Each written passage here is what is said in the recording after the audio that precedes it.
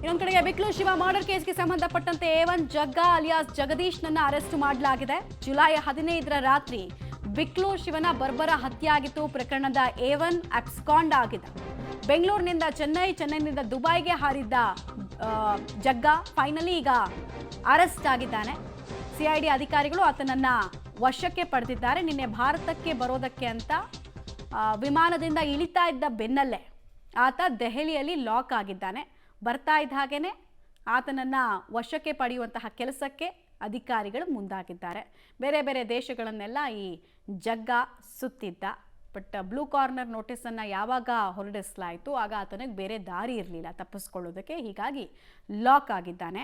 ಈಗ ಈ ಜಗ್ಗನ ಅರೆಸ್ಟ್ ಆಗಿದೆ. ಜಗ್ಗನನ್ನು ಹ್ಯಾಂಡ್ಲ್ ಮಾಡ್ತಾ ಇದ್ದ ವ್ಯಕ್ತಿ ಯಾರು, ಆ ವ್ಯಕ್ತಿ ಕೂಡ ಅರೆಸ್ಟ್ ಆಗ್ತಾರಾ? ಭೈರತಿ ಬಸವರಾಜ್ ಅವರ ಭವಿಷ್ಯ ಏನಾಗುತ್ತೆ ಈ ವಿಚಾರದಲ್ಲಿ ಎಲ್ಲ ನೋಡಬೇಕಾಗತ್ತೆ. ಯಾಕಂದರೆ ಈ ಪ್ರಕರಣ ಮುಂದಕ್ಕೆ ಹೋಗಿರಲಿಲ್ಲ, ಕಾರಣ ಜಗ್ಗ ಸಿಕ್ಕಿರಲಿಲ್ಲ.